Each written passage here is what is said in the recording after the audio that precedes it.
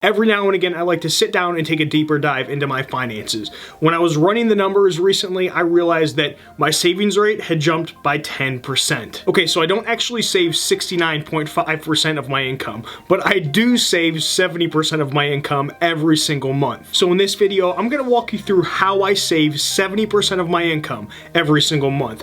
The goal is to hopefully give you some ideas to explore for yourself so that you can greatly increase your savings rate, kind of like I have. If that sounds interesting to you, then please Hulk smash that thumbs up button. I would greatly appreciate it, and it helps show my mom that I'm not as big of a loser as she thinks I am. I think it's safe to say that there is a big savings problem when it comes to Americans. Not because we're all idiots, but because you don't know what you don't know. But once you know it, it's one of those things where you're like, ew, okay, I get it now. It's the same thing with maxing out your savings rate. It's honestly not rocket science, and way more attainable to increase your savings rate than you think. I would go as far as saying that everyone watching this is able to do 90% of the things that I'll show you. But even if you can only do 50% of these things that I talk about, then that right there will greatly increase your savings and investment rate in a way that you didn't even think was possible. Now, when you hear that I'm saving 70% of my income, then your natural thought may be, well, you must make a lot of money then. Or, you must be so deprived that you're not enjoying your life. Actually, I have pretty much everything that I want and need. If I want something, then of course I buy it. There is zero deprivation or cheapness going on over here in this house. If you want to make this happen, then you just have to get a few things right. Don't forget to hit that subscribe button if you want more personal finance videos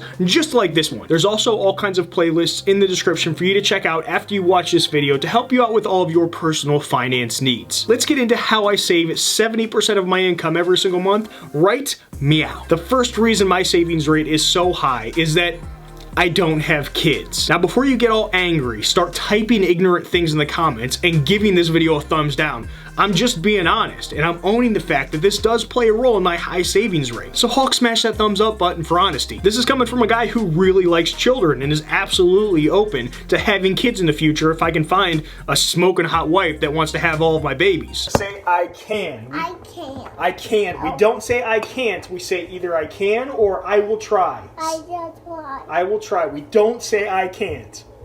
Nope, we say I can or I will try. I try. There you go, good job. Or maybe I'll even adopt a kid in the future. Who knows? But I'm able to have more money in my pocket today since I'm not caring for a cute and sometimes annoying little monster. The more important thing to take away from here is that if you have kids now or are gonna have them in the future, don't let the fact that you have kids prevent you from increasing your income to increase your savings rate. It's one of those limiting beliefs that's extremely easy to fall into if you're a parent, because you're already working hard enough caring for these kids, so how in the world are you supposed to make more money as well? The majority of my friends are parents, and a lot of them have found ways to increase their income in ways that they never thought before. Another thing parents can do is make their kids work as early as possible and start paying for things on their own. This can greatly increase your savings rate if you are a parent.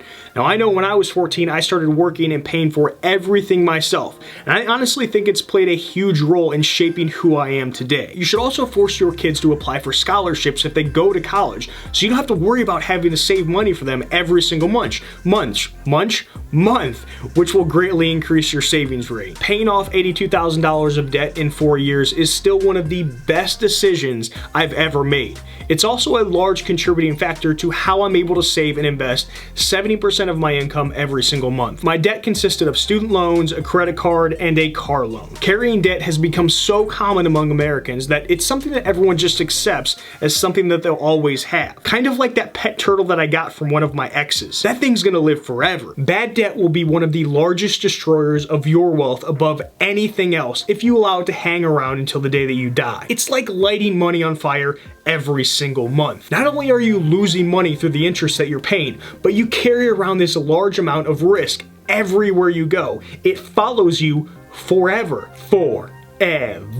Name that movie in the comments if you know what it is. When you carry bad debt, you lock yourself into being vulnerable to the insanity that's already here in life. Your back is instantly in a corner every single morning that you wake up, and whoever you owe money to literally owns you. They own your thoughts, they own your feelings, they own your emotions, they choose what you can and can't do, and they own your happiness. Stupid people spend money that they don't have on things that they don't need. I decided to stop being stupid and only buy things that that I can actually afford by saving up for it. You can't know how much you're saving unless you know where it's going. Because of this, a budget is extremely important to my ability to be able to save 70% of my income. Budgeting isn't about being cheap at all. It's just a way for you to direct your money and tell it where to go, as opposed to having it tell you where it wants to go, which is usually right down the toilet if you're not paying attention. I recently heard about an author that was trashing budgets because he said that they prevent you from earning more money and being happy since they force you to cut back. He said it gives the person a scarcity mindset. My answer to this author is, you, sir,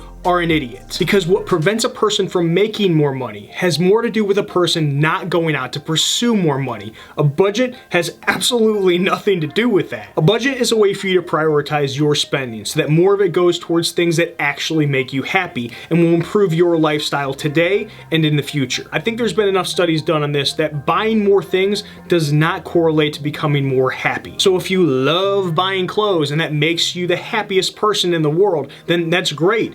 Budget for clothes and buy those clothes. If pursuing financial independence or retire early will make you super happy, then great. Budget your money so you can achieve financial independence or early retirement. Can you increase your savings rate without a budget? I'm sure you can. Of course, you can do anything you want, but I could also go swimming with sharks and not get bit, but I'm still not gonna hop in that ocean to do it. No thanks, no way. You can jump in on your own if you want. The next reason I'm able to save 70% of my income is that I don't spend insane amounts of money on car purchases. Does this mean that I only drive beaters? Nope. Not at all. Instead, I choose to buy more reliable car models that have a better track record. With cash, of course. The with cash and used parts are the keys to success. Since I pay cash, I don't have to shell out extra money every single month through the interest that I'd be paying. I actually haven't paid cash for a car yet since I still own the car I used to have a loan out for, but I finally have enough cash sitting in a high interest savings account for when my current car dies. When that time comes, I'll buy a used car, preferably something over 5 years old, to avoid that depreciation that everyone faces on a new car. 5 years is the secret number since the average car loses 60% of its value through depreciation within the first 5 years. So instead of paying interest by taking out a loan on a car, I now save that money in a high interest savings account where I make money while that cash just sits there until I buy into my next car. You'll never find me taking a loan out on a car ever again in my life. This one has actually been easier to do than most people make it out to be. I spend a very minimal amount of my monthly income on housing. By minimal, I'm talking way less than 15% of my take-home pay. I've seen stats out there saying that the average housing costs are roughly 30% of most people's income. Knowing this, it was extremely important for me to find a way to lower this amount by as much as I possibly could. So I bought a house for a very modest amount. To be honest with you, I think that most homes are money pits. A lot of people look at their home as an investment, and sometimes they are, but to just assume that buying a home will somehow generate you a return is the wrong way to look at a home purchase. My home isn't a complete dump at all. I actually think it's a pretty nice house for a cheap price that I paid in the area that I'm in. And plus, none of the women that I've ever dated have felt unsafe in this area either, so that's a win in my book. Will I buy a more established home later down the line? Possibly, but until then, I'm banking all of the extra cash that I would be paying for a nicer home and letting that money work in my favor through investments. Another contributing factor to my high savings rate when it comes to housing is that I live extremely close to work, like 5 minutes. 10 minutes tops. Not only does this save time, but it also saves money when it comes to gas and wear and tear in my car. When it's nice out, I'll even throw my tennis shoes on and walk to work. I get that not everyone can do this, but I bet that you could find a way to make this work for your specific situation. Unless you live in a high cost of living state like California, then I would just tell you to move somewhere else. If you're interested in getting an idea, if you live in a high cost of living area, then I found a website that you might want to check out. It is called bestplaces.net. Head to that website and type in the city that you live in. Then click on the cost of living link to the side. It'll rate your city based on the US average score of 100. The sixth reason I'm able to save 70% of my income is that I don't have a girlfriend, so naturally, there's more money in my pocket. Don't get mad, I'm just kidding. Kind of. But I am very conscious when it comes to dating. In the past, the first couple of times that I would meet a girl, I would spend a lot of money taking them out to dinner. The whole wine and dine thing, because that's just how I was raised. But after a while, I looked at the amount amount of money that I would spend and kind of threw up a little bit in my mouth. Not because I wasn't attracted to any of them, but because that money really adds up, especially when you're a lifelong dater like I am. I knew that I wasn't going to stop dating to keep my savings rate up. That'd be a little bit ridiculous, but I knew that something needed to change. Now I have a rule when it comes to dating. The first few times that I hang out with a woman, I either take them out for coffee or we do something that's fun for free or very low cost. Not only does this save some money until I decide if I really like this girl and actually want to spend more money on her, but it also prevents any bad decisions that may be made if I went out drinking at a bar with a girl on the first date. I know this might be strange to some of you out there, but I'm trying to avoid an illegitimate child with a woman that I don't like.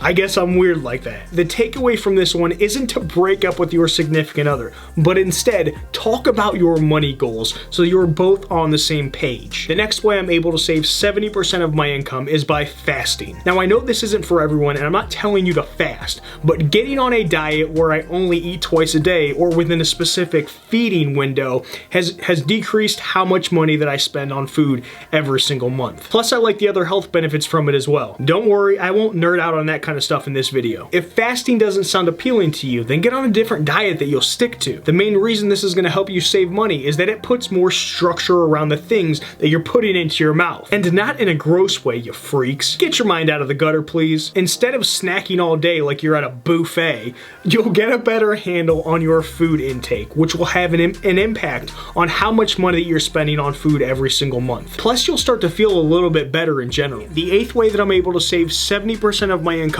every single month is by making my health a top priority. A New York Times article cited a study that exercising can save you $2,500 per year on medical costs. This study looked at over 26,000 men and women. It concluded that inactivity cost the United States economy almost $28 billion in medical expenses and lost productivity every single year. That's exactly why you see many companies out there that have fitness and health focused programs. It saves both you and them more money in the long run. Here's the 3 areas that I focus on when it comes to my health. Number 1 is my nutritional health, the food that I eat. It kind of goes along with what I mentioned with fasting. Next is with my physical health. I built a garage gym that I work out in. I do indoor workouts. I'm also at my local park all the time running, hiking, and doing some other things that are very physically active out there. Lastly, I make my mental health a top priority as well. You may be questioning how this saves money. The way that I look at it is that if my mental health is in order, then I can be an even more happy and productive human being in general. I take care of this mental health through daily meditation and writing. The 9th way I'm able to save 70% of my income is that I don't ever get a raise at work. Okay, I do get a regular raise from work at my job, but I don't ever see that money in my monthly paycheck. That's because every pay increase that I've received over the past couple of years has gone straight to investments. So technically, I never get a raise. My overall wealth gets a raise. If I get a $10,000 raise at work, then I calculate how much of it I'll actually be taking home, then increase my investments by that amount. Out of sight, out of mind, until I calculate my net worth every single month and get a great big smile on my face once I see that number start to grow. Some people might look at this as me depriving myself, but it's not like that at all. I've been able to find the amount that I need to live on that makes me comfortable and happy, so I make it a point to stick to that number. The 10th way I'm able to save 70% of my income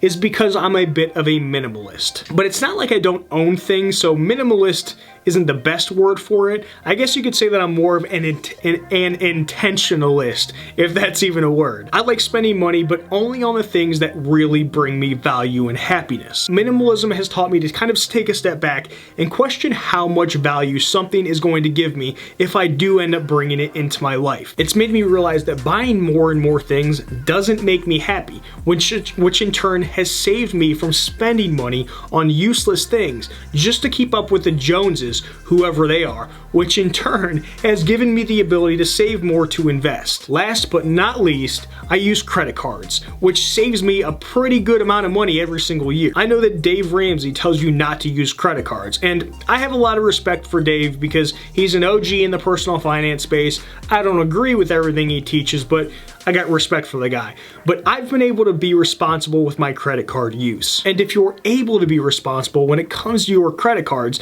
and pay the balance off every single month, then you can reap the benefits of the rewards from those credit cards. As of today, I make roughly $600 per year from my credit card use. That's more money I'm making for basically buying things that I would have already been buying. I'll be doing more credit card hacking this year, so that $600 will most likely be turning into things like rewards towards airfare, but it's still the same idea. If you don't feel comfortable using a credit card, then don't do it. But if you feel like you're ready and you can handle it, then quit leaving money on the table and go get a credit card with really good rewards. Don't forget to check out the description down below for more playlists to help you out with all of your personal finance needs. Let me know in the comments down below what you do to increase your savings rate or what you would like to do. I'd be willing to entertain more ideas if you have any that I can use. Don't forget to Hulk smash that thumbs up button to support the channel. It helps me out a lot and I appreciate you for it. If you want more personal finance videos just like this one, then hit that subscribe button and the notification bell so YouTube knows to deliver them to you. Make sure to pick up your free copy of the debt-free prep workbook that I made just for you.